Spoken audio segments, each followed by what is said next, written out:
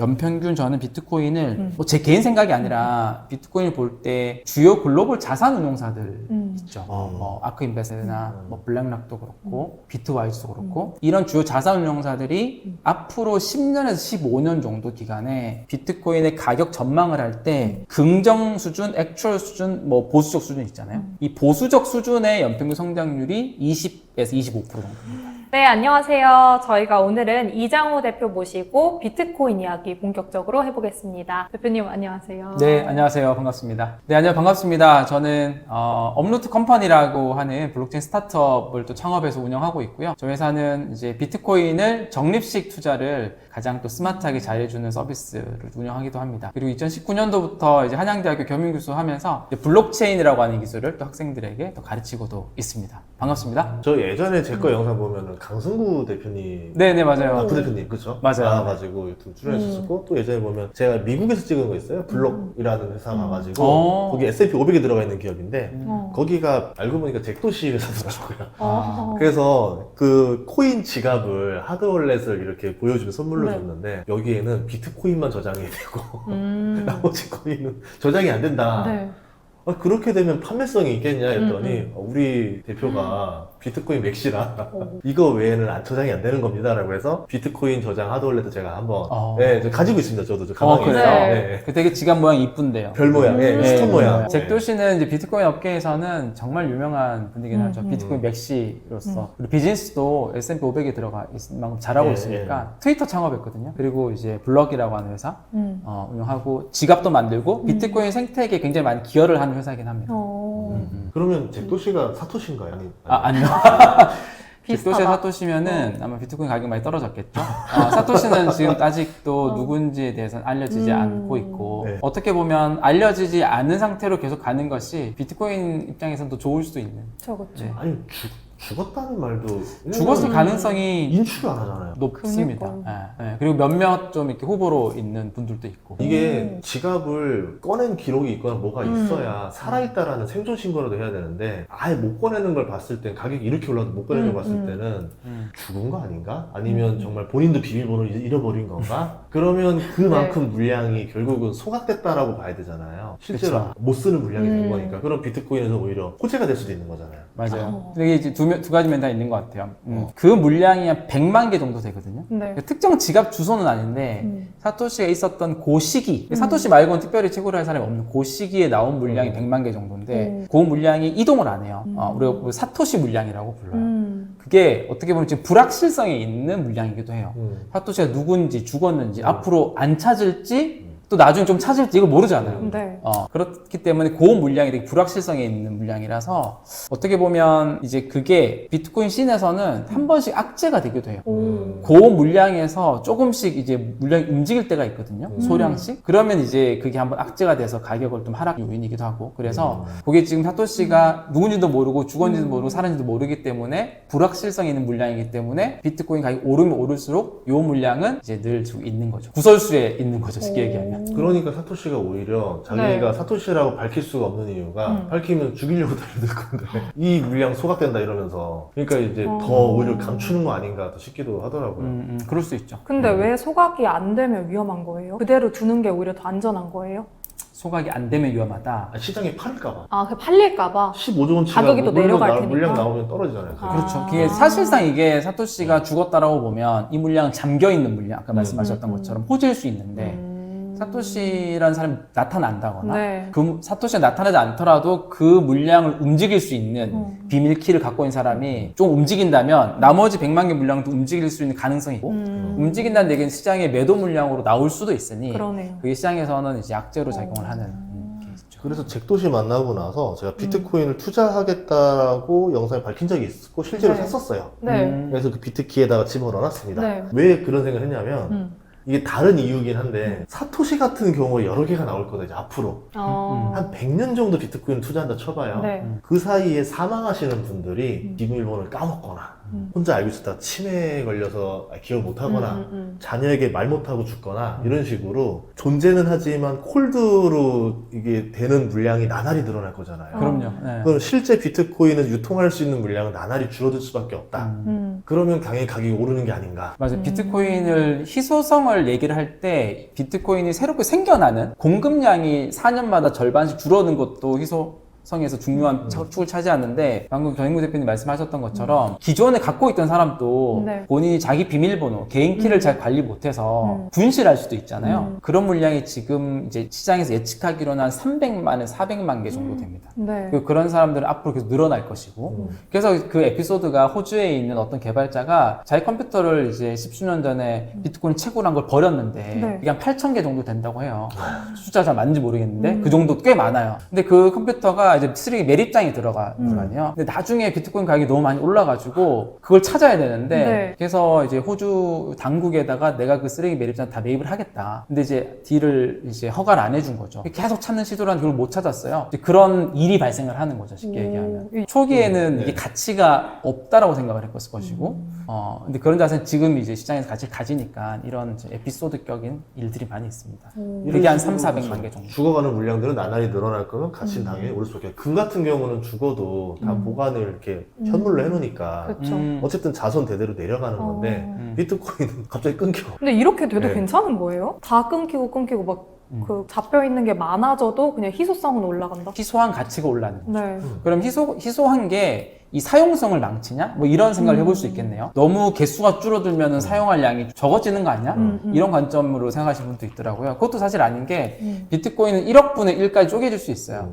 그래서 1 비트코인 한 개 단위인데 1억 분의 1 비트코인을 우리가 사토시라 그러거든요. 오. 사토시 단위까지로 거래를 할 수 있으니까 네. 뭐 개당 가격이 많이 오르더라도 1억 분의 1로 쪼갤 수 있으니까 사람들이 사용하는 데에는 전혀 문제가 사실 없나요? 그리고 이미 또 이제 어느 정도 거래를 위한 결제를 위한 수단으로 스테이블 코인이 자리 잡았고 비트코인 어떻게 보면 가치 보존이라던가 이제 저장 투자의 수단으로 자리 잡았기 때문에 오히려 역할이 나뉘어져서 오히려 더 땡큐가 되고 우리를 지금 기업으로 치면 자사주 매입 소각을 계속 때리는 거 아니에요? 그쵸. 어. 근데 이 비트코인이 재밌는 게 뭐냐면 한때는 그런 얘기 많이 했었는데 부동산 가격이 가치 저장 수단이잖아요. 네. 강남 부동산은 가치 저장 수단이에요. 그래서 오르는 거잖아요. 근데 강남 부동산 가격이 엄청 올라요. 예를 들어서. 그럼 이거 사회적 문제가 되거든요.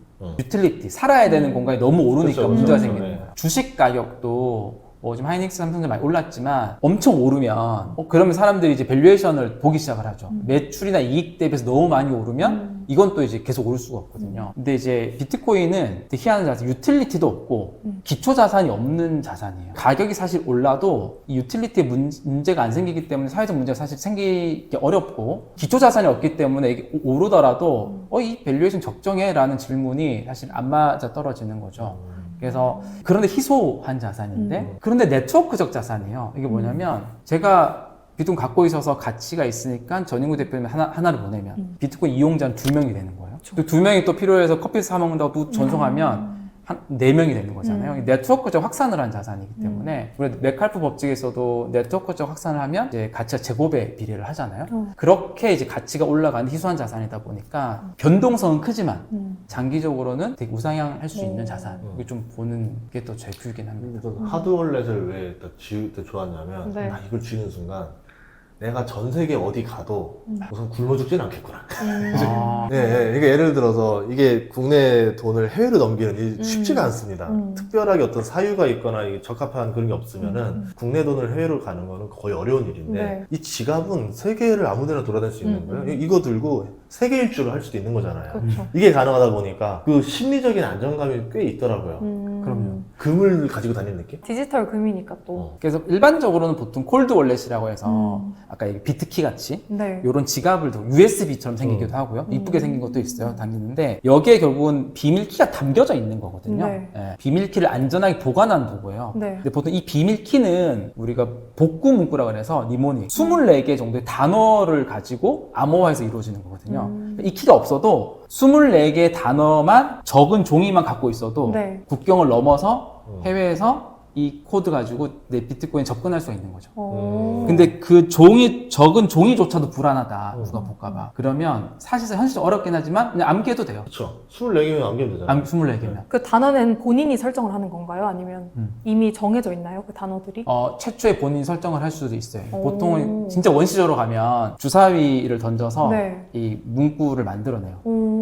24개짜 0단어를. 네. 그러면 그렇게 제가 대표님 걸 훔쳐서 꽂으면 바로 제가 쓸 수 있는 건가요? 그 월렛을 훔치면? 네, 그 키 암호를 또 알아야죠. 아, 키 그걸 암호가 또 들어가 뚫어야 있죠. 되는구나. 네. 그러니까 뭐 아까 비트키를 갖고 있다고 그랬잖아요. 비트키 지갑 안에 암호화된 음. 비밀키가 저장돼 있는데 그럼 본인이 핀 번호로 설정해 놨을 거예요. 6자리, 8자리. 그 정도는 이제 알고 있어야지 지갑을 훔치면 할 수 있고 그게 아니더라도 예를 들어서 예전에 제가 2017년도에 하고 이런 콜드월렛 지갑 교육을 많이 했었거든요. 그때 레저 지갑인데 그렇죠. 이거 맞아요. 레저 지갑 가장 많이 쓰니까 네. 그럼 레저 지갑을 이렇게 교육생들이 한 뭐 쫙 20명이면 다 나눠 갔잖아요. 그럼 처음에 이제 니모닝 문구를 이 레저 지갑에서 하나씩 제공을 해줘요. 네. 그러면 이제 적어놔요 이렇게 자기 테스트로 이 24개 다 적죠. 옆자리에 누가 또 있죠.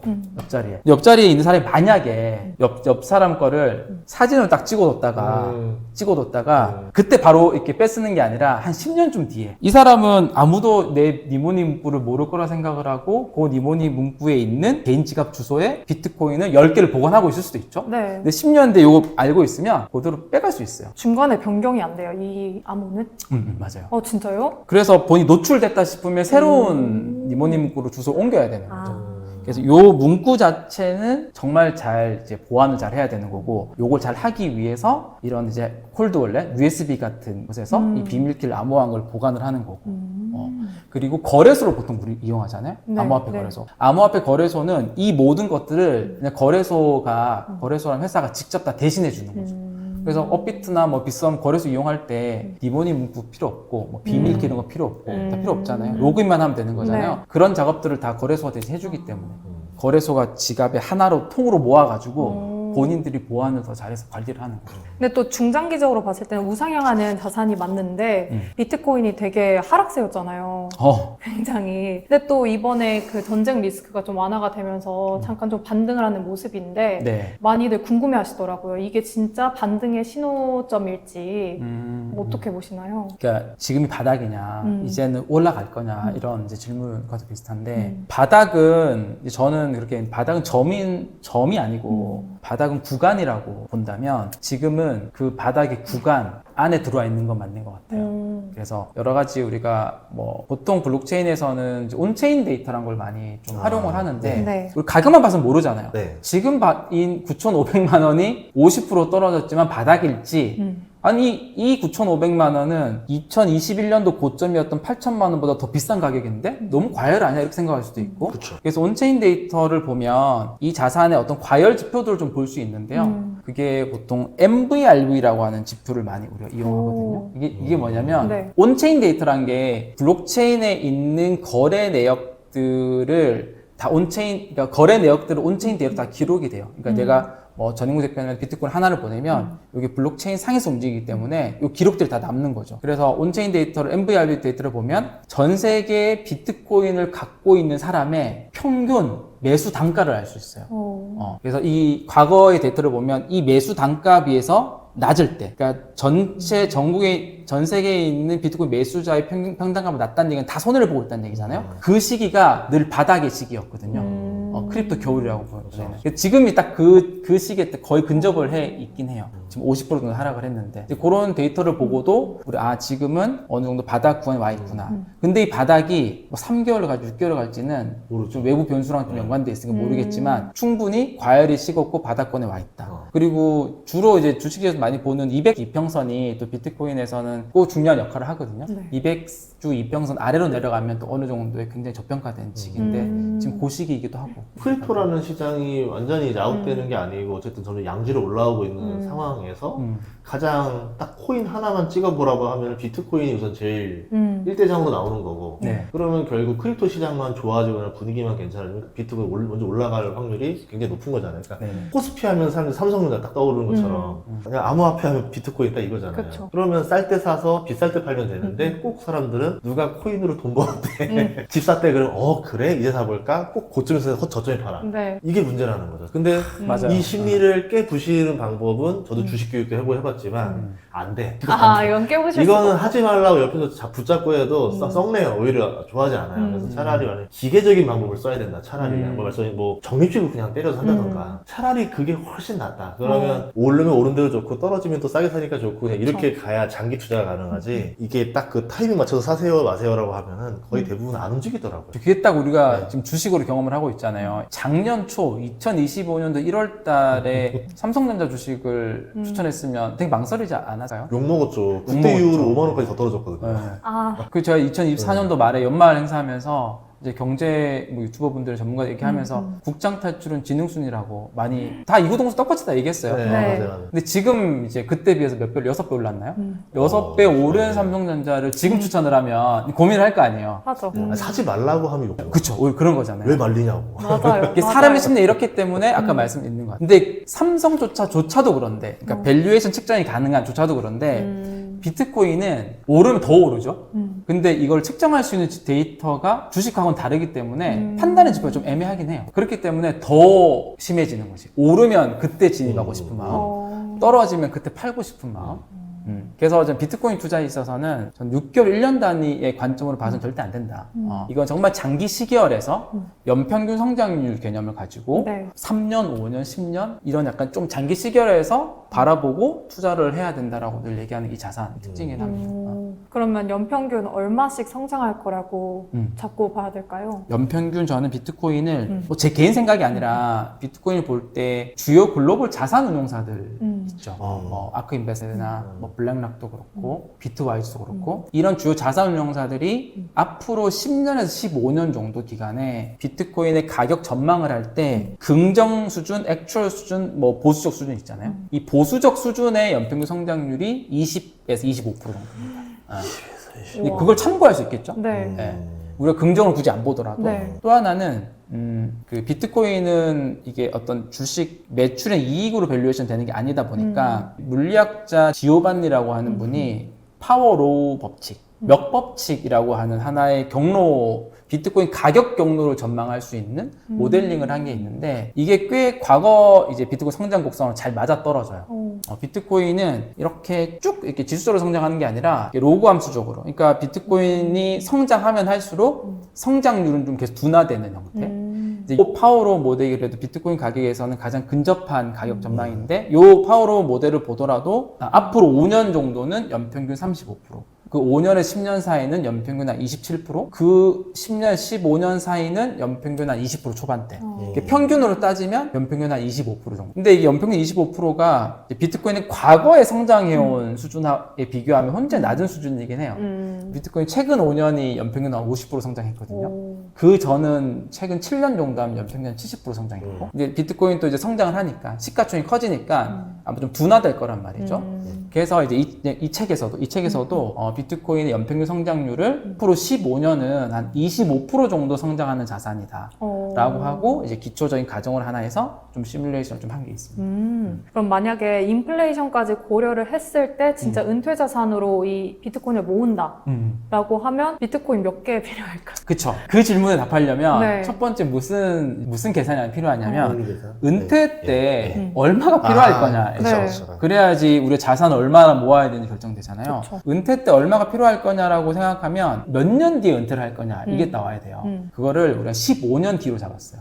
왜냐면 전영구 대표님도 나이가 네. 그래도 한 40대 중반 네, 되시죠? 저도 40대 중반이고 한 보통 은퇴에 이거 우리가 말하는 은퇴 그러니까 막 직장 다니면서 로또 맞아서 이 은퇴 개념 말고 적절히 일하고 한 60대 때 은퇴 연금 설계 이런 은퇴를 보면 60세나 65세 정도로 보거든요. 그때 국민연금 나오기 시작하고 뭐 정년 퇴직하기 시작하고 그럼 앞으로 15년 뒤 정도를 약간 가정을 하면 되게 좋더라고요. 15년 뒤 기준이고 지금 그럼 은퇴를 위해서 필요한 돈이 얼마인지가 머릿속에 좀 있어야 되잖아요. 네. 그럼 국민연금공단에 조사한 게 있어요. 얼마 정도 필요할지 아세요? 국민연금공단에서 지금 노후 부부들을 네. 설문조사를 했더니 한 달에 부부 기준으로 얼마 정도 필요하다라고 한 숫자가 나온 게 있어요. 500? 500인데 300. 아, 300. 네, 그러니까 300만 원 정도면 그냥 뭐 자녀 용돈 주고 그렇게 호화롭게 누리지 못하더라도 살 수 있다. 이게 300만 원 정도더라고요. 그럼 지금 300만 원인데 우리는 15년 뒤에 필요한 돈을 해야 되니까 근데 돈이 이제 가만히 있지 않고 통화 가치가 계속 하락을 하니까요. 그 체감 인플레이션 한 4% 정도로 생각을 하면 이 금액이 15년 뒤에 한 520만 원 정도 되더라고요. 그러면 15년 뒤에 520만 원 정도의 돈을 매월 써야 되는 거예요. 네. 그러려면 이제 얼마만큼 자산이 있어야 되냐. 520만 원이니까 1년으로 치면 6,200만 원 정도 돼요. 1년에 6,200만 원 정도의 노후 생활비를 마련하려면 네. 얼마 정도의 자산이 있어야 되냐. 요 계산을 해야 되는데 네. 이것도 또 심플한 게 기존에 이제 여러 가지 논문 나왔던 이론들이 있어요. 그래서 갖다 쓴 게 4% 룰이에요. 혹시 대표님 들어보셨어요? 네, 저희 연금 방송도 하고 네네. 4% 룰이 그래도 은퇴 재무 설계에서 가장 많이 활용하는 룰이니까 혹시나 모르신 분들의 설명 간단히 해보면 은퇴 시까지 모은 자산의 4%를 은퇴 첫 해에 팔아서 쓰면 팔아 쓰고 그 다음에는 그 4% 플러스 인플레이션만큼 더 찾아 쓰는 거죠. 그렇게 해서 30년 동안 팔아서 써도 고갈이 안 된다라는 거거든요. 그게 이제 4% 룰인데 그게 이제 예전에는 그 보통 우리가 주식 채권 수익률이 6대4로 하면 7에서 8% 정도 나왔으니까 7에서 8% 성장한 자산이니까 8%씩 7%씩 계속 찾았어도 되지 않냐 이런 게 생각이 있었는데 근데 시장은 꾸준히 성장하는 게 아니라 어떤 애는 폭락도 하고 어떤 애는 2배 오르기도 하고 막 그런 거잖아요. 근데 그런 시기조차도 이제 겪으면서 파산이 안 돼야 되니까 그거를 이제 다 계산을 해보니까 4% 정도가 안전 인출률이라는 거죠. 그래서 4%를 많이 활용되는데 그러면 이제 아까 연 6,200만 원 정도를 찾았을 금액을 4% 룰로 역으로 계산해보면 15억, 6억, 16억 이 책에서는.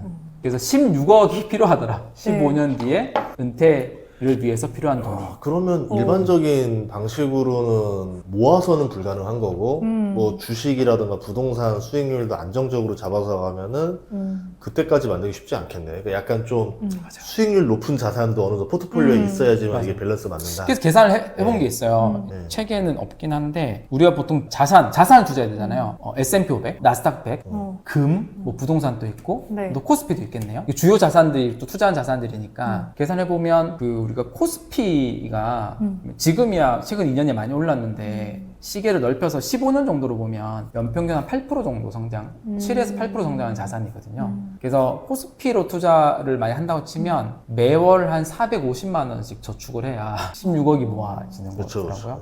S&P 500이 한 11에서 12% 정도 연평균 성장을 하거든요. 그러면은 같은 기간 S&P 500으로 저축을 한다. 라고 하면 일단 330만 원 정도를 매월 저축을 해야지 되는 거예요. 근데 금을 모은다고 해도 금도 연 8에서 9%니까 그것도 한 400만 원 저축해야 돼요. 나스닥 100은 연평균 17% 정도 성장한 자산인데 최근 15년 기준으로 보면 나스닥 100으로 하면 그냥 190만 원 정도씩 매월 모아야 돼요. 비트코인을 모으면 연평균 25% 성장하는 자산으로 가정하에서는 이제 매월 이제 80만 원 정도, 84만 원씩 모으면 되니까 이게 저도 40대지만 뭐 전용구 대표님도 40대시고 돈을 잘 버시지만 매월 4,500씩 은퇴를 위해서 모으는 거는 사실 현실 어렵거든요. 이게. 그래서 80만 원 정도면 도전해 볼 만하고 그리고 그 우리 주 자산운용사의 긍정 시나리오처럼 한 35% 성장을 한다면 그것도 가정해 볼 수 있죠. 그러면 이제 매월 한 7만 원 정도 되니까요. 그렇게 이제 조금 해보면 왜냐면 국민연금도 있을 거고 뭐 각자 개인연금, 퇴직연금도 있을 거니까 그거를 기본 자산으로 세팅을 잡아놓고 비트코인은 어쨌든 포트폴리오상 조금 더 고수익을 내는 자산으로 잡아서 뭐 한 월 50 정도만 세팅해 놓으면 이게 합산했을 때 노후가 충분할 것이다. 맞아요. 이런 계산인 거죠. 520만 원 정도가 필요한데 우리가 보통 3층 연금 이런 거 많이 쓰잖아요. 국민연금이 100만 원 커버해주고 퇴직연금이 한 100만 원 커버해주고 그 다음에 IRP가 뭐 또 꾸준히 모으고 매월 연 900만 원씩 모으면 세제 때 가장 많이 받으니까 그거 놓고 하면 나머지 금액 한 200~300만 원 모으는 거를 좀 공격적인 자산으로 이제 편입을 하면 낫지 않을까. 왜냐면 저희도 지금 계속 이제 연금 시리즈를 하고 있어요. 뭐 연금 관련 다양하게 하고 있고 이렇게 하다 보는데 연금 얘기하다 보면 수익률이 낮은 게 어쨌든 제일 사실 저는 답답한 게 제일 많았었거든요. 근데 말씀하신 대로 이렇게 비트코인이라는 자산도 활용해서 넣으면 나쁘지 않겠다. 예전에 삼성전자가 그거 했었거든요. 하이 리스크 로우 리턴. 뭐 하이리스크 하이리터 뭐 이런 개념이었었는데 네. 지금 삼성전자 가지고 하이리스크라고 얘기하는 사람 아무도 없잖아요. 결국 그 시간의 관점인 거고 비트코인이 지금은 사람들이 뭐 하이리스크라고 얘기하지만 최근 들어서 작년, 재작년 이후부터는 하이리스크라고 하는 사람이 많이 줄어드는 것 같고 또 한 5년, 10년 지나면 그때는 미들리스크라고 하는 사람이 또 줄어들 수도 있는 거고 이게 비트코인은 하이리스크 하이리스크 표현을 해주셨는데 6개월, 1년 상간의 투자 전략을 가지고 한 사람들한테는 하이리스크가 그쵸. 맞는 것 같아요. 진짜 하이리스크. 왜냐면 네. 1년 단위로 70% 빠진 해도 우리 최근만 알더라도 2018년도 70% 빠졌죠. 2022년도 70% 빠졌죠. 지금 6개월 만에 50% 빠졌잖아요. 네. 그러니까 1년 상간의 투자를 하면 하이리스크가 맞다. 근데 시기를 길면 길게 할수록 이건 하이리스크라기보다는 로우리스크라고 좀 보는 게 맞는 것 같아요. 왜냐면 비트코인만큼 희소한 자산이 없거든요. 저 근데 갑자기 궁금한 게 가끔 비트코인 해킹이 됐다 막 그런 뉴스도 봤거든요. 네네네. 근데 그런 거에 있어서 안전성이 보장이 되는 건가요, 비트코인이? 비트코인이 해킹됐다라고 하는 것도 보통 비트코인 자체, 이 네트워크가 해킹됐다라기보다는 비트코인을 대신 보관을 해주고 있는 뭐 거래소, 대신 보관해주는 어떤 서비스, 그들이 비밀키, 우리로 말하면 그냥 비밀번호를 내부적으로 잘못 관리해서 이게 노출이 된 거죠. 그래서 그걸 구분해서 좀 봐야 되는 거다. 그래도 우리가 뭐 달러라고 한 돈이 있고 네. 그 달러를 잘 보관해주는 어떤 뭐 서비스가 있다. 어떤 서비스가 해킹당했다고 해서 이 달러 자체의 신뢰에 문제 삼지는 않잖아요. 뭐 그렇게 좀 구분해 볼 필요는 있는 것 같아요. 근데 대부분 해킹은 이 케이스, 비트코인 자체가 해킹된 경우는 없다. 지금까지. 그래서 제가 해보고 싶었던 사업이 원래 그거였어요. 비트코인을 맡기고 예금자 보호를 해줄게 이런 식으로 필요한 해서 것 같아요. 나한테 맡겨서 들어간 거는 만약 해킹해도 우리가 다 물어줄게. 대신에 이거에 대해서 이자는 없는 거야 라고 해놓고 저는 이제 그걸 가지고 대출이나 예를 들어 하려서 이자도 할 수 있잖아요. 그 은행이잖아요. 맞아요. 그쵸, 맞아요. 그쵸. 그치? 예금자 보호 사실 천만 원 또- 해주고. 예. 그런 서비스들이 있어요? 이제 좀 많아질 거예요. 그게 되려면 그 과거에는 이제 이게 제도가 없었고 하기 네. 때문에 불법도 아니고 뭐 합법도 아니기 때문에 그런 서비스들이 글로벌하게 좀 있었는데 똑같은 서비스를 지금 한국에서 하려면 법으로 못 하게 돼 있거든요. 못하죠. 그러니까 할 수 있는 사업자가 지정이 돼 있는 거예요. 라이센스를 받아야 되는 거죠. 금융사업처럼. 네. 근데 이제 점점 더 이 제도권의 폭이 넓어지거든요. 기존에는 막 규제, 사고 방지였는데 이제는 산업을 키우는 쪽으로 하다 보니까 이 문이 좀 넓어지는 거죠. 그러면 특정 라이센스를 따서 말씀하셨던 비즈니스를 한국에서도 하고 글로벌에서도 하고 이렇게 할 수 있는 형태로 갈 거예요. 거래소가 사실 비슷한 비즈니스죠. 그쵸, 이자를 안 그쵸, 주긴 그쵸. 하지만. 예, 예. 만약 예금자 보험까지만 해주면 거래소가 그렇죠. 그러면 거기 나갈 필요가 없죠. 다 여기가 되겠죠. 예. 저희 서비스도 사실은 비트 세이빙이라는 서비스도 그 비전이었어요. 근데 그 비트코인 넣을 때의 첫 단추를 그냥 적립식 투자를 통해서 이렇게 사주면 우리가 비트코인을 이제 외부 수탁기엔 안전하게 맡기고 그런 비즈니스를 원래 그렸었는데 이제 국내 규제에서는 그걸 라이센스를 따야지만 되고 따는 자체가 되게 이제 좀 허들도 있고 어렵기 때문에 그 구조에서 좀 방향을 튼 거죠. 근데 결국 국내에서도 여기 제도 마련되면 요 비즈니스를 하려는 곳들이 되게 많은 거다. 근데 수요자도 마찬가지인 게 이런 어떤 예금자 보호 같이 이런 서비스만 있다면은 뭐 보험료를 낸다 하더라도 그것만 된다면은 억 단위로 맡길 수 있을 만한 수요자는 많은데 아까 같이 이런 것들 때문에 우선 소액만 해볼까? 이제 거액이 못 들어가는 거죠. 네. 근데 그런 비즈니스가 이제 사고 났던 비즈니스가 아마 기억하실 텐데 국내로만 보면 뭐 하루인베스트 들어보셨는지 모르겠는데 몰랐어요. 2023년도에 뭐 델리오 그러니까 비트코인을 맡기면 아. 이자를 주는 거거든요. 근데 그 이자를 주려면 뒤에서 운영을 해야 되잖아요. 그렇죠, 그렇죠. 운영을 이제 트레이딩 통해서 운영을 하거나 아이고. 또는 이제 요거를 다시 또 대출을 해줘서 은행처럼 더 높은 이자를 받아서 이자를 주거나 이런 형태인데 그게 사고가 난 거죠. 이게 못 돌려준 거죠 쉽게 얘기하면. 못 돌려주는데 뭐 예금자 보호가 안 돼 있으니까 많은 사람들이 손해보고 그런 게 한국에서는 강하게 2023년도 있어가지고 더 이제 규제가 빡세게 들어오는 것도 좀 있겠네요. 그럴 수도 있겠네요. 그리고 시간이 좀 흐르면 좀 많이 할 것 같아요. 그럼 어떻게 보면 투자 방법 중에 적립식으로 투자를 해야 된다 말씀을 해주셨는데 사실 사람 심리가 저점일 때 최대한 많이 사놓고 싶잖아요. 그렇죠. 어떤 식으로 투자를 해야 될까요? 효율적으로? 기본 적립식 투자의 방식은 그러니까 저점에 사는 거랑 고점에 사는 게 본능에 반대되는 행위라서 개인이 직접 하려면 너무 힘든 작업인 거거든요. 그러니까 과거로 따지면은 아까 뭐 델리오 하루 인베스트는 기억 못 하시겠지만 2022년도에 루나나 FTX 파산이 기억하실 것 같아요. 그때가 지금 돌이켜보면 바닥이었거든요. 그러면 시장에서 그런 소식이 들려올 때 사야 되는 거잖아요. 본능에 반대되는 행위가 그렇죠. 되게 어려운 거죠. 그리고 뭐 작년 뭐 9월, 10월 정도 되면 그 미국이 뭐 규제 받아들이고 비트코인은 이번에는 무조건 사이클로 해서 이어간다라고 할 때 자제 눌러야 되는 거죠. 안 사야 되는 건데 그것도 잘 안 되는 거거든요. 맞아요. 지금 삼성 하이닉스를 참는 것처럼 쉽지 않거든요. 그래서 그 장기 우상향 자산을 그냥 이제 기계적으로 이런 심리 고려하지 않고 쭉 그냥 동일한 금액을 쭉 매수를 하는 게 되게 좋은 방법입니다. 개인 투자. 이렇게만 하더라도 장기 우상향한 자산은 꽤 수익률이 높아요. 이게 제가 어느 정도 높은지를 보면 비트코인 자산을 가지고 과거 한 10년 정도 시뮬레이터를 해보면요. 뭐 어떨 땐 상승 하락 다 있잖아요. 네. 2년 정도만 꾸준히 이렇게 하면 거의 대부분이 다 수익 전환을 하고요. 그리고 2년을 지나서 수익률이 50% 이상을 경험한 비율이 한 70% 정도 돼요. 그러니까 언제 시작을 하더라도 그만큼 적립 투자를 하면 수익률이 되게 좋아요. 근데 이제 거기서 좀 더 잘하고 싶잖아요. 떨어졌을 때 더 사고 싶고. 그래서 그때는 이 책에도 나오긴 하는데 심리로는 안 되고 보조 데이터를 좀 활용하는 게 되게 좋은데 아까 MVRB라고 하는 데이터를 네. 얘기 드렸는데 MVRB Z스코어라고 하는 또 데이터가 있어요. 네. 조금 더 MVRB보다 이렇게 좀 표준 편차가 정교화된 데이터거든요. 그 데이터는 뭐냐면 그냥 시장에 대부분의 비트코인 투자자들이 얼만큼 수익을 보고 있냐, 얼만큼 손해를 보고 있냐를 좀 계량화 시킨 거예요. 네. 사람들 많이 벌면은 매도가 나오고 매도 압력 강하잖아요. 그 수치를 보고 이제 0 미만일 때는 집중적으로 매수하고 MVRB Z스코어 기준으로 4, 5 넘어가면 이제 매수를 멈춘다든지 또 적립 투자를 하는 사람은 그 매수 비중을 낮추는 거죠. 그거를 이제 저희는 이제 저희 비트세이빙 서비스에서는 그거를 이제 스마트 적립식 구매라고 해서 제공을 해요. 예를 들면 이렇거든요. 작년 10월 같을 때는 이 스마트 적립식 구매는 이제 구매 비중을 조절해 주는 거거든요. 자동으로 0.6배를 사줘요. 그러니까 본인이 하루에 10만 원을 사겠다라고 설정을 해두면 6만 원만 계속 사주는 거죠. 그러니까 10만 원에서 6만 원 사서 4만 원 아끼는 거죠.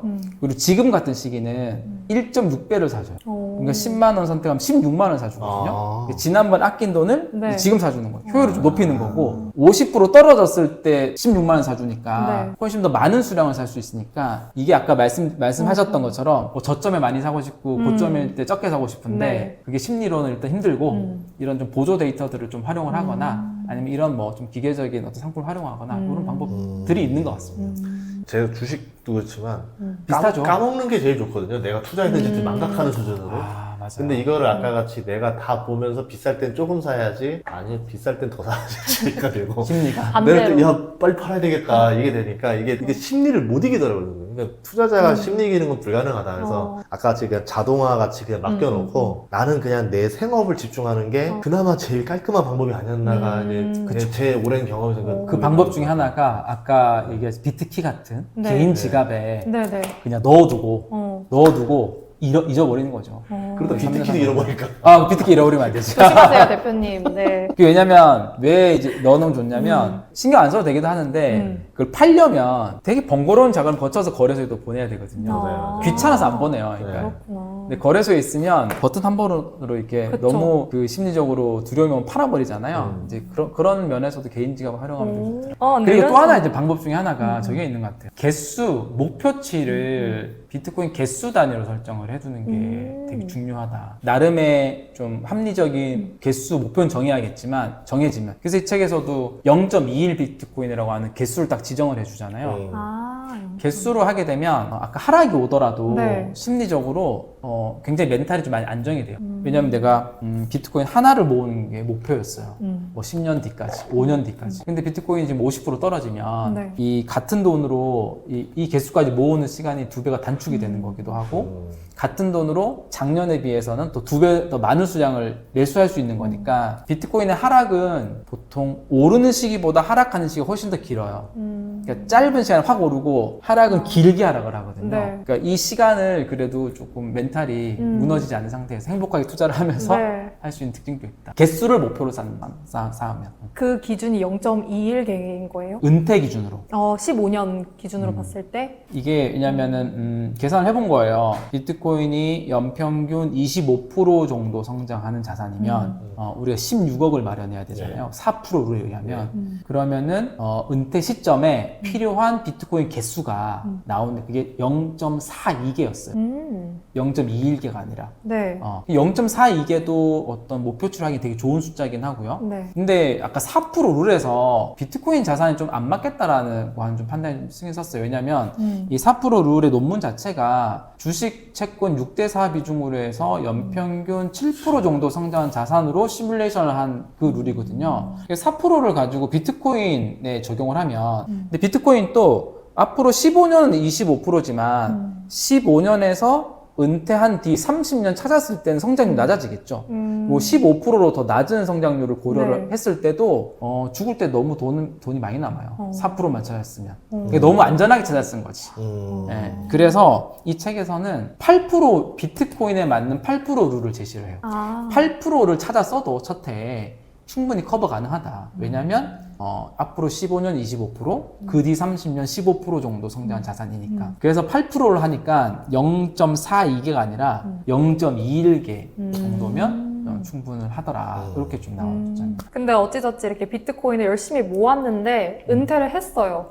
근데 시장이 너무 안 좋아요. 아, 맞아요. 만약에 그런 경우가 겹쳐버리면 어떻게 해야 될까요? 비트코인 투자를 맞지? 1단, 2단 이렇게. 정말 오랫동안 투자를 하셨던 것처럼 이렇게 심리를 잘 아시는데 네. 그게 있어요, 비트코인은. 진짜 근래 2018년도와 2022년도와 2026년도 같은 상황이 거의 4년에 한 번꼴로 오는데 언제든지 내가 은퇴할 시기에 이렇게 폭락하는 시기 올 수도 있잖아요. 그게 비트코인의 하나의 좀 단점, 특징 같아요. 그래서 이것도 고려를 해야 된다. 네. 제 기준은 뭐냐면 은퇴할 때 거의 반토막이 되어 수 있는데 반토막 난 시기에 비트코인을 최소한으로 팔아야 된다거든요. 최대한 수량을 지켜야 된다는 거예요. 왜냐면은 지금 다 50%, 70% 떨어졌을 때 생활비를 위해서 다 팔아 쓰고 나면 나중에 오르더라도 네. 이제 비트코인 개수로는 30년 버티기 힘든 거죠. 그래서 그 전략이 저는 현금 텐트라고 하는 전략을 조금 표현을 했는데요. 네. 그러니까 상승장일 때 어느 정도 현금을 마련해 두고 비트코인이 하락장, 약세장으로 전환을 하면 비트코인을 팔아 쓰는 게 아니라 그 현금 텐트에 있는 금액을 먼저 생활비로 쓰는 전략. 현금화를 미리 좀 해두고. 그게 그러면 어느 만큼의 현금이 필요하냐 이런 질문일 수 있는데요. 이게 저는 24개월 정도로 잡았어요. 24개월 정도의 생활비 정도를 현금 텐트 금액에는 좀 마련해놔야 된다. 24개월을 한 이유는 이제 비트코인의 약세장을 봤더니 과거에 거의 한 12개월에서 길면 24개월이에요. 요 정도 금액만 좀 확보가 돼 있더라도 이 약세장에 비트코인 70% 빠졌을 때 매도를 해서 생활비를 마련 안 해도 되니까. 그럼에도 불구하고 또 생활비가 많아서 현금 텐트보다도 더 쓸 수 있잖아요. 네. 부족하면 그때는 이제 비트코인 담보대출을 활용을 해서 LTV라고 하는 LTV를 너무 높은 비율 말고 30% 언더에서 예를 들어서 비트코인 하나라면 하나가 1억 원이라면 네. 한 3천만 원 미만 정도만 이제 담보대출을 통해서 현금을 활용하고 이 약세장을 잘 극복을 하는 거죠. 그리고 나서 비트코인이 이제 다시 이제 회복을 하게 되면 뭐 대출도 좀 갚고 오를 때 욕심을 좀 누려놓고 아까 현금 텐트를 다 갖다 쓴 거잖아요. 다시 현금 텐트를 좀 채워놓는 거죠.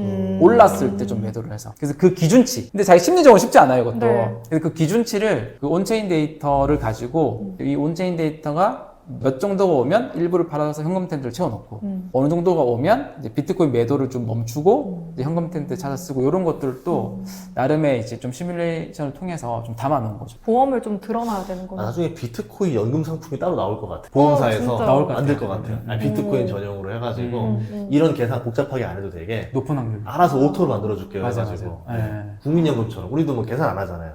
그럼 5층 연금이 또 생기는 거네요. 비트코인 연금 해가지고 이제. 그럼 작가님이 보시는 10년 뒤, 20년 뒤 비트코인의 가치가 얼마까지 갈 수 있을 거라고 보시는지 궁금합니다. 이게 특정 가격을 얘기하면 현실성 없어 이렇게 생각하지 않을까요? S&P 500이 앞으로 10년, 15년 뒤에까지 연평균 몇 프로 정도 성장할 것 같으세요? 지금까지는 한 연평균 13, 12% 정도 성장해요. 뭐 그 정도 수준. 네. 그 정도 수준. 뭐 코스피도 한 7에서 8% 수준. 근데 뭐 우리나라가 그래도 AI 혁명에서 워낙 가고 있으니까 과거처럼 7에서 8%가 아니라 뭐 10에서 12, 3% 갈 수 있게 전망할 수 있긴 하겠죠. 네. 금 또한 8에서 9% 정도. 근데 비트코인이 지금 연평균 25%를 15년 동안 기대할 수 있는 이유는 얘가 금처럼 5,000년 된 자산이거든요. 자산도 아니고 이제 미국 주식처럼 수백 년 된 자산도 아니고 신생 자산이기 때문에 가능한 거거든요. 이제 17년, 18년 정도밖에 안 된 자산이기 때문에 앞으로 15년 정도를 25% 성장을 전망할 수 있는 건데 비트코인이 25%씩 연평균 성장을 한다면 아마 15년 뒤로 할게요. 15년 중간쯤 뒤. 네. 15년 뒤가 한 5억에 37억 정도 됩니다. 이게 뭐 제가 이야. 뜬금없이 얘기하는 게 아니라 네. 지금 글로벌 자산운용사들에서는 이 정도 다 전망을 하는 금액이긴 해요. 제가 아주 새로운 숫자를 낸 게 아니라 네. 그러니까 비트코인이 15년 뒤에 한 3, 40억 한다면 미친놈 얘기를 듣긴 하겠지만 비트코인이 연평균 한 20에서 25% 성장한 자산이라고 하는 걸 동의를 하면 이 가격이 되어 있는 거죠. 그래서 숫자에 너무 현혹될 필요는 없고 그 정도 성장한 자산인지를 우리가 계속 좀 지켜볼 필요는 있긴 하겠네요. 이게 지금 그 7위 법칙 해가지고 연 24%로 때려보니까 3년마다 2배씩이거든요. 아, 맞아요. 연 24%면. 네. 그러니까 1억이라 치면 1, 3, 9, 27, 81, 243. 지금 우리도 아파트, 뭐 강남 아파트만 지금 이제 예전만 하더라도 15년 전만 하더라도 이렇게 비싸지 않은데 이게 많이 안 되잖아요. 15년 전 생각하면. 자산 속 가격 속도가 복리를 불어나 버리니까 이제는 뭐 올랐다면 억 단위로 뛰어버리잖아요. 그런 것처럼 이제 어느 임계점부터는 가격 뛰는 속도가 말도 안 되는 속도로 뛴다는 거죠. 그런 점에서 복리를 계산하면은 이해가 가는 대목입니다, 이게. 결국은 비트코인 가격이 오른 거긴 하지만 뭐 강남의 부동산 가격이 오른 거긴 하지만 다르게 표현하면 그만큼 그걸 측정하는 돈이 너무 흔해졌기 때문이거든요. 그 흔해진 돈으로 측정하는 거니까. 네. 그러면 그 흔해진 돈이 과거보다 앞으로 10년, 15년 뒤에 더 흔해질 거냐, 더 귀해질 거냐로 좀 생각을 해보면 메인 주제는 아니긴 하지만 뭐 지정학적 시대 때문에 군비 경쟁 때문에도 더 많은 돈은 필요할 것이고 AI가 개별 기업의 문제는 아니잖아요. 국가 차원의 AI 경쟁이기 때문에 그런 차원에서도 AI 인프라를 구축하기 위해서도 더 많은 돈이 필요할 것이고 네. 그래서 돈은 더 흔해지고 더 많이 이렇게 생길 것 같아요. 그런 면에서 반대편에 있는 희소한 자산이 어떻게 측정이 될 것이냐에서 비트코인이 그래도 꽤 선두주자에 있는 자산 중에 하나다라고 좀 보여져서 마지막으로 세금은 어떻게 될 것 같으세요? 지금 아직 세금 누가 안 하고 있잖아요. 세금은 이제 2027년부터 아마 현재까지 확정된 게 그거고요. 예전에 내가 3번 정도 밀렸어요. 그래도 이번에도 연말쯤 되면 뭐 또 밀릴 거다라고 얘기를 하신 분이 있는데 일단은 이번에는 좀 가능성이 좀 낮아 보이긴 하고 그냥 세금이 내년부터 낼 거다라고 하는 생각을 하고 이제 준비한 게 맞을 것 같아요. 그러니까 개요는 내년부터 얻은 비트코인이나 암호화폐 양도소득의 22%를 그러니까 250만 원 공제하고 해외 주식도 250만 원 공제죠. 250만 원 공제를 하고 22%를 내요. 첫 세금을 내는 시기는 내년 거를 내후년 종합소득 신고하니까 2028년 5월 정도 되겠네요. 그럼 국내 코인은 면제입니까? 우리 주식도 보면은 해외 주식은 22%인데 그쵸. 국내 주식은 0이잖아요. 아, 국내 코인은? 국내산은 0이고 수입산은 22%야. 그랬으면 좋겠는데 없네요. 그냥 없나요? 모든 가상자산 통틀어고 아니면 그렇구나. 해외는 없잖아요. 해외는 없다라는 게 해외는 그 코인으로 인한 양도소득세 없을 거 아닙니까? 미국도 있어요. 미국도 있어요? 있고 주요 이제 국가들은 이미 세금을 좀 반영하고 있는 우리는 것들이 없었구나. 많아요. 아, 그럼 따라가겠네. 왜냐면 예를 들어 해외가 없으면 만약에 이 코인을 가지고 해외 거래소로 넘겨서 해외에서 증식을 하면 세금을 안 낼 거 아닙니까? 갖고 들어오기 전까지는. 그 생각을 많이 할 텐데 네. 굳이 이제 뭐 미국이나 뭐 유럽이나 일본을 하지 않더라도 두바이 이런데. 그냥 두바이나 뭐 예를 들어서 섬나라들 뭐 케이먼 제도나 이런 데 법인을 두고 있는 해외 거래소들이 많아요. 그런 거래소들에서 자산을 증식을 하면 세금 안 내도 되지 않냐라는 건데 내년부터 해서 해외 거래소, 특히 주요 거래소들이랑 이 정보 공유를 다 하게 돼 있어요. 네. 자산 공유. 그렇죠. 그래서 바이낸스에서 내가 자산을 증식시켜도 국내 국세청에 들여다볼 수 있는 있다는 거죠. 얘기구나. 지금 체결이 됐고 네. 내년부터는 본격 적용이 되거든요. 그래서 해외에서 자산을 늘려도 네. 똑같이 이제 적용을 받는다. 또 크립토는 이번 좀 독특한 건 뭐냐면 첫 시행이다 보니까요. 2027년도에 팔았는데 비트코인을 내년에 산 걸 내년에 팔면은 뭐 어차피 취득가가 거래소에 있으니까 괜찮은데 2027년도 이전에 비트코인 산 거, 2024년도, 2025년도 산 것들은 어떡할 거냐 취득가를. 그래서 그 취득가 기준이 있어요. 실제 취득가와 2026년도 12월 31일 가격 중에 네. 높은 가격을 취득가로 해주는 거예요. 높은 가격을. 그러게 잘. 그럼 예를 들어서 이제 하나만 예시 들어보면 2024년도 1월에 비트코인을 4천만 원에 산 거예요. 네. 그리고 올해 연말 가격이 비트코인이 1억이라 칠게요. 네. 그리고 내년 1월 초에 1억에 그냥 팔았어요. 그러면 실제 수익은 6천만 원이 났잖아요. 그럼 6천만 원에서 250만 원 공제하고 22%를 세금으로 내야 되거든요. 1천만 원 넘게 되는 거죠. 근데 이 경우에 올해 연말 가격이 1억이었기 때문에 취득가를 1억으로 반영해줘요. 그걸 의제 취득가라 그래서 그럼 세금 안 내야 되는 거지. 그래서 굳이 연말에 내년 또 세금이니까 지금 굳이 팔아야 되냐 뭐 이런 것들을 고민할 필요 없는 거죠. 그러면 방식이 장기 투자하면서 미국처럼 세금 안 내려고 장기 투자하면서 필요한 돈만 이제 담보대출 받아가지고 생활하면서 최대한 버티는 전략을 쓰는 게 훨씬 유리하다 이거네요. 그렇죠. 절약하기 방법. 네. 예, 그것도 좋은 방법이에요. 그러니까 안 팔면 되니까요. 방법이 뭐냐? 뭐 담보대출 방법이기도 하고. 그래서 그거는 장기 우상향한 자산에서만 좀 해당이 되겠죠. 그리고 특징이 또 하나가 있어요. 이제 2월 공제가 안 되고, 그리고 이 가상자산 내에서만 손익통산이 되거든요. 그러니까 내년에 번 수익을 가지고 내년 내에서 다 손익통산이 되니까 내후년, 그러니까 2027년에 손해보고 2028년에 수익 봤다고 그래서 퉁치는 게 안 되는 거죠. 내년 한해서만 되는 거고요. 그 다음에 가상자산끼리만 되는 거죠. 뭐 주식하고 같이 손해봤다 소득봤다 이렇게 해서 되는 것도 아니고 그런 특징이 좀 있어서 아마 이런 수가 있을 거예요. 이것도 이제 되게 팁이긴 한데 비트코인을 사서 내년에 큰 수익을 봤어요. 그럼 내년에 손해본 자산이 있으면 연말에 팔면은 수익액이 줄어들잖아요. 네. 아파트 그렇게 하잖아요. 네, 아파트 그렇게 손해본 거랑 이익 본 거 같이 팔아가지고. 네. 그러면 손해본 자산을 내년 연말에 팔면 좋은데 그게 대부분 이제 알트코인들이 많아요. 그래서 그리고 그 알트코인 또 2027년 이전에 보유했던 알트코인들. 그래서 예를 들면은 알트코인 손해난 거 쳐다보기도 싫어서 2026년 올해 연말에 다 팔아버릴 수 있잖아요. 그럼 내년에 손익통산할 때 매도를 활용을 못 하는 거고 버텼다가. 근데 갖고 있다가 내년에 팔면 이제 비트코인 수익 본 거를 알트코인 또 절세용으로 팔아서 이렇게 좀 하는 그런 이제 뭐 약간 디테일한 방법들은 많이 생길 것 같아요. 어쨌든 이렇게 되면은 비트코인 물량은 나날이 더 잠겨가겠네요. 장기 파는 건 진짜 부담스러워지기 시작하니까. 그 담보대출이 그래서 되게 네. 중요해지고 네.